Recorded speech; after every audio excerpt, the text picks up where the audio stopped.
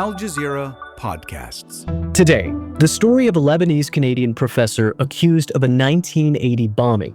The worst enemy was like not knowing what's going on. And that was by itself a torture. Hassan Diab says he did no wrong, but could he be extradited to France to face a life sentence? I'm Manuel Rápalo, and this is The Take. My name is Dana Ballout, and I'm a documentary producer. My name's Alex Atack, and I'm a journalist and audio producer. Dana and Alex, welcome to The Take. You're here to talk about the Copernic Affair, this incredible roller coaster of a legal case that you and your investigative team at Canada Land have carefully, thoughtfully, meticulously synthesized into this very compelling podcast series. Let's take this back to 1980. What happened that day on Copernic Street? So it was October 3rd, 1980. Le 3 octobre 1980. Un ignoble attentat raciste a été commis aujourd'hui en fin de... It was a Friday, and on Copernic Street is one of the oldest Reform synagogues in Paris. And on that Friday at around 6:30 p.m., a bomb was detonated outside of the synagogue. Une voiture sur laquelle a été posée une bombe explose devant une synagogue. C'est un attentat raciste, antisémite. Il a fait pour l'instant 4 morts et 12 blessés, dont 7 graves. Un serait dans le coma. And it was timed to be around the time that worshipers would usually leave the synagogue after their prayers on Friday. But services went a little bit over that night. And so the bomb unfortunately killed 4 passerbys on Copernic Street that day. It was the first real targeted and deadly attack against the Jewish community in Paris since World War II. So in the aftermath of that bombing, tens of thousands of Parisians came out in support of the Jewish community.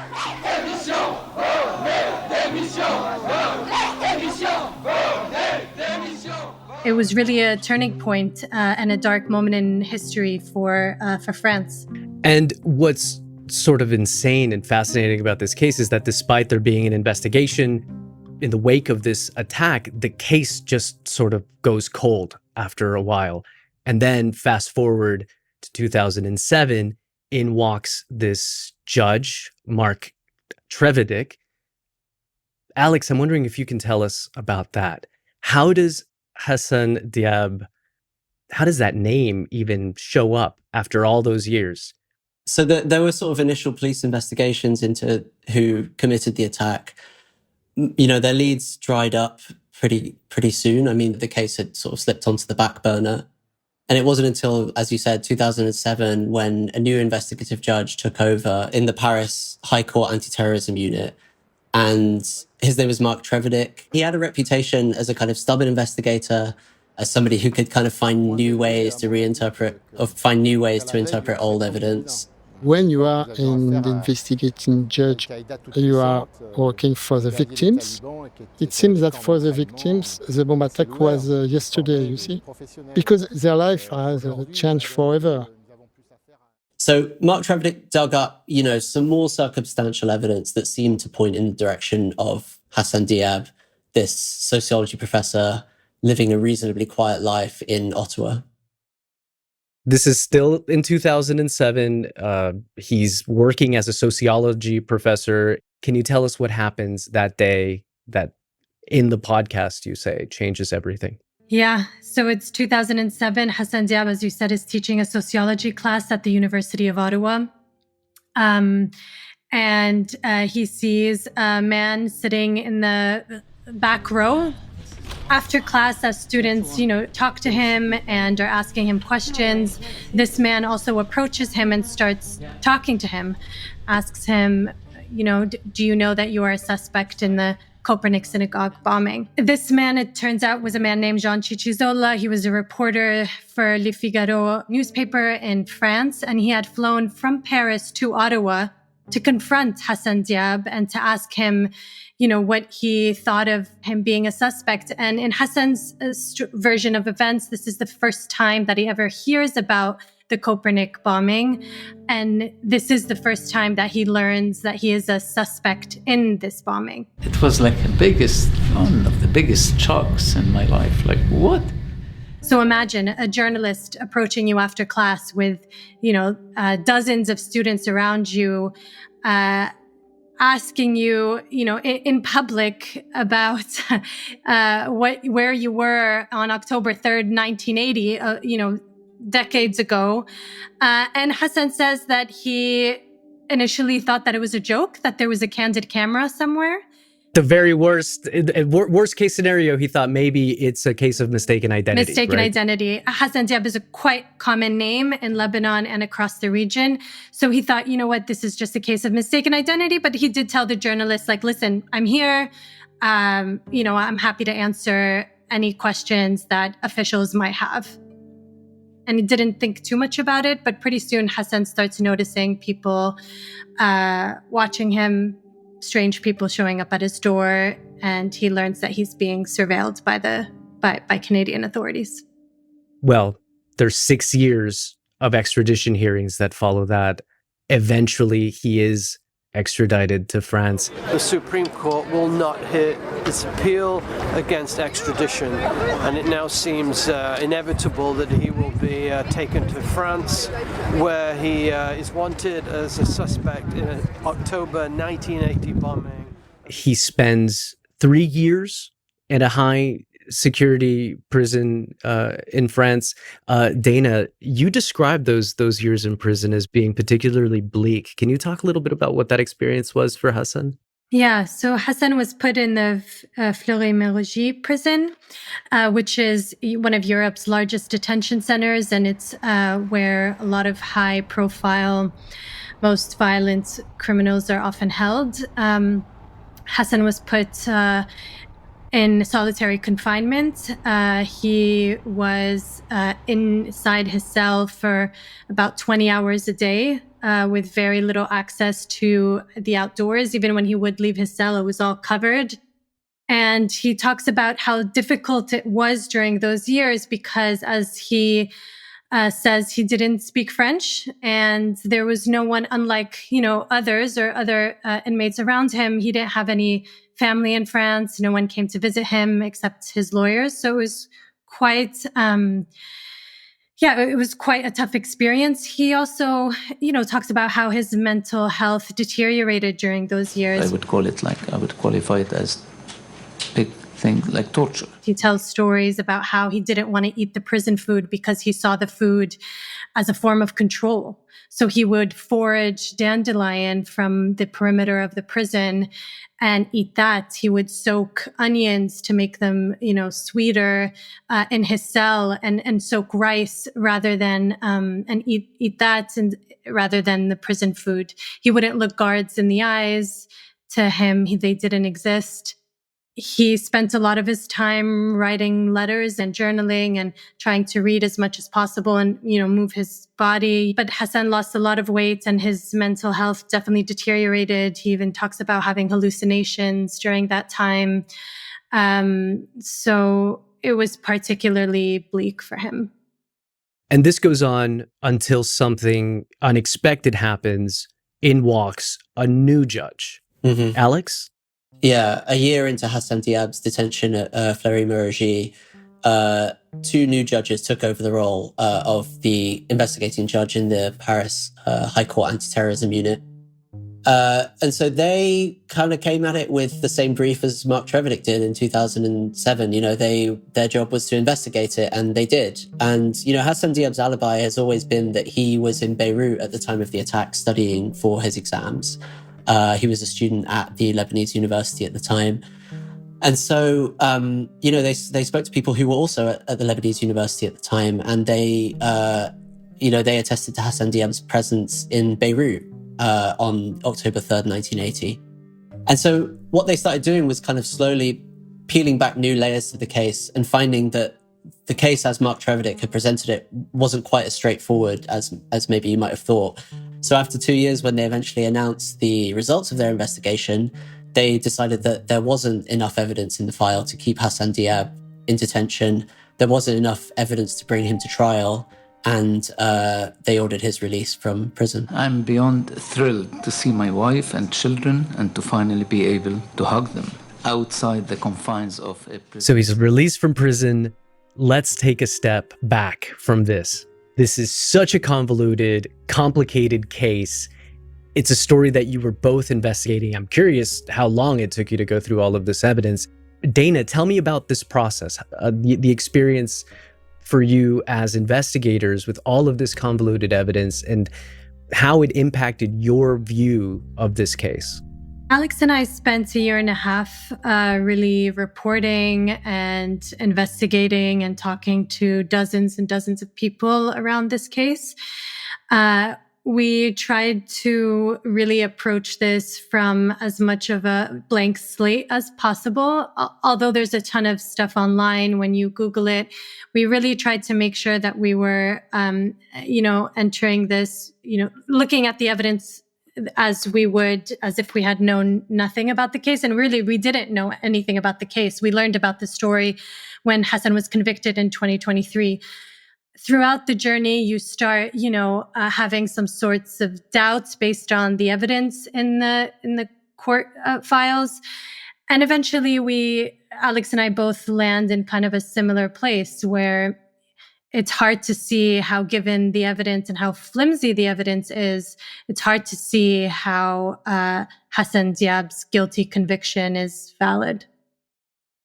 I'm hoping that you can take us a little bit further, because at this point in the story, he returns to Canada, but then another trial takes place, a trial in absentia. Can you tell us about that, Dana?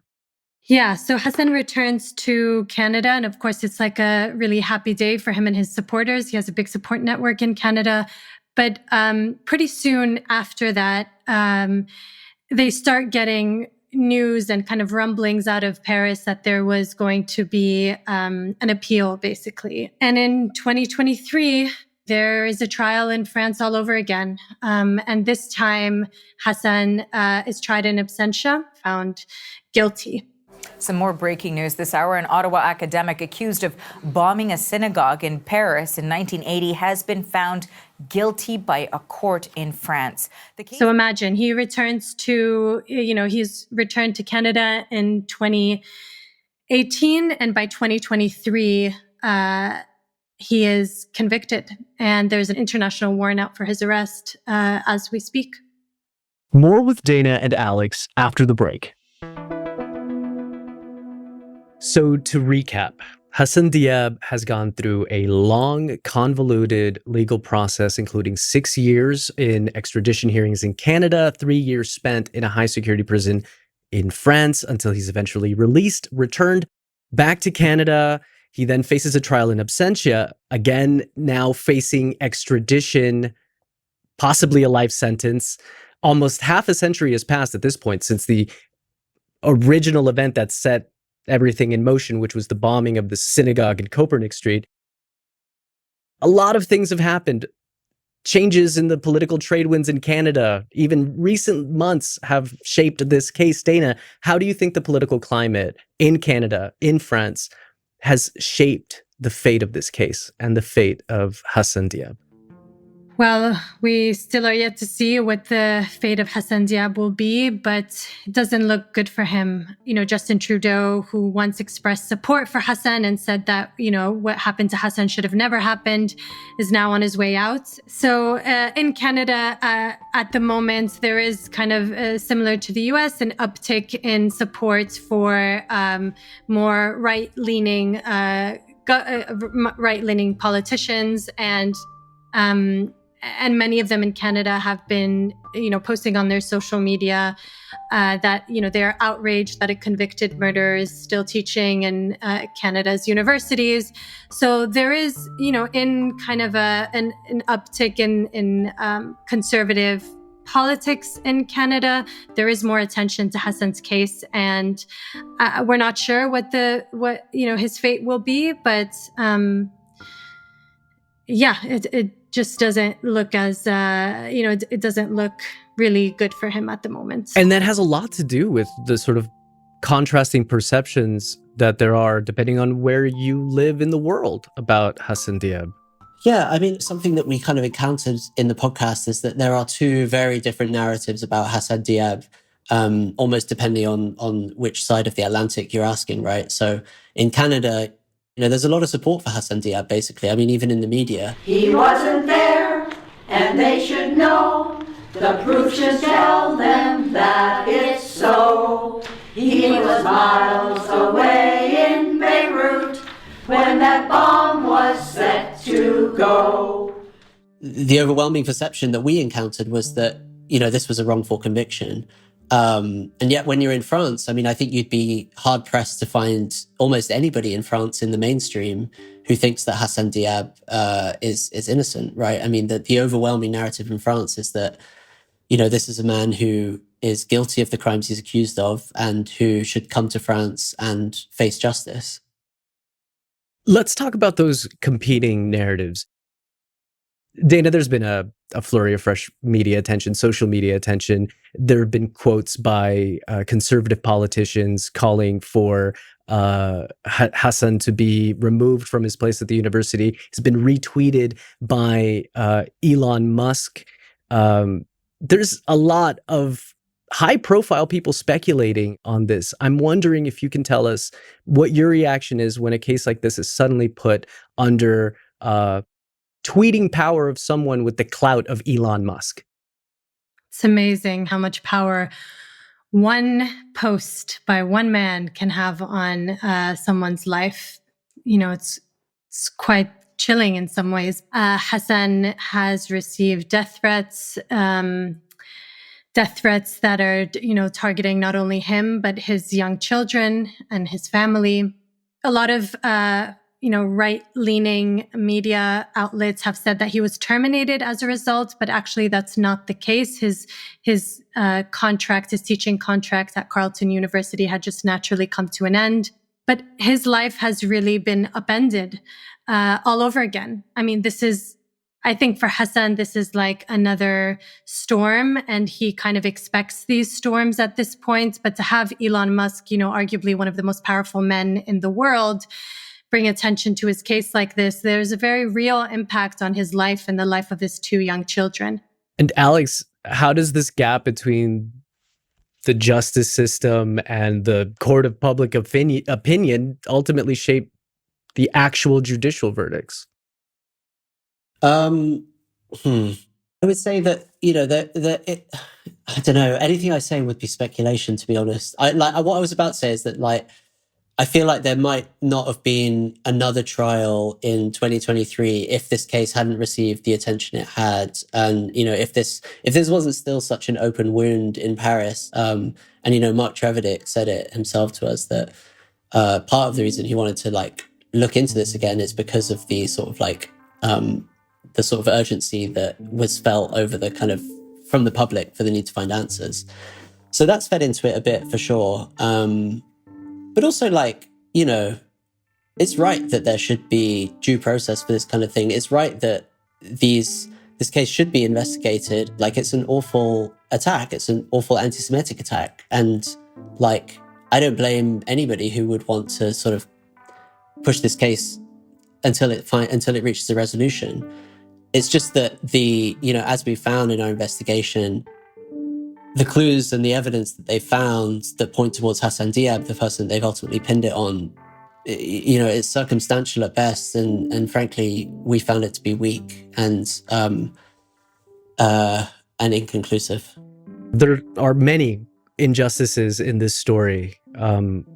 There's the injustice that happened to Hassan, and there's the injustice over this bombing and the lack of accountability to the families of the victims. And I wanted to ask you initially, what does justice look like in this case? But I think the question might actually be, is there a single definition of justice in this case? I think sometimes we want to, it's kind of like with truth in a capital T or justice with a capital J. I don't know that anyone really in this case will ever really get justice, I think. Like, in the end, for the victims, a lot of them have lost family members. They spent years and decades not knowing who the perpetrator of the attack was. They pin this guy down, but, you know, he is tried in absentia. He's not serving in prison. And of course, there's a media storm questioning that conviction.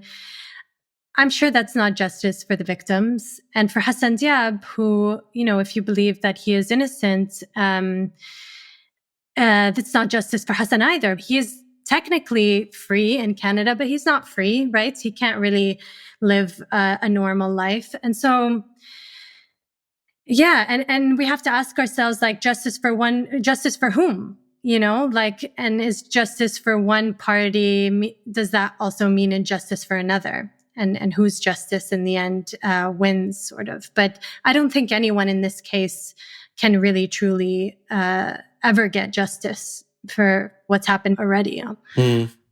I think, I think we kind of, after we sort of finished looking into this story, I think one of our sort of key takeaways was, as Dana said, like, really it's a tragedy on both sides, sort of whichever way you look at it.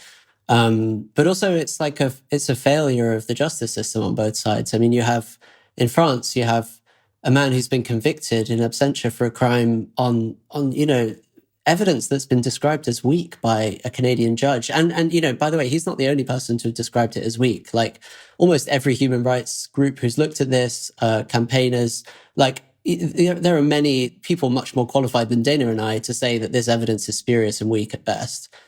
And so you have a man convicted in absentia on that, on the French side, but then also you have on the Canadian side, a government willing to extradite one of their own citizens on evidence that week. That was another thing that we just found shocking about this story, is that I would hope that my government, if my government were going to extradite me to another country, it better be on good evidence at minimum, right? And we found that not to be the case with Hassan. It was just a complete failure of the justice system on both sides.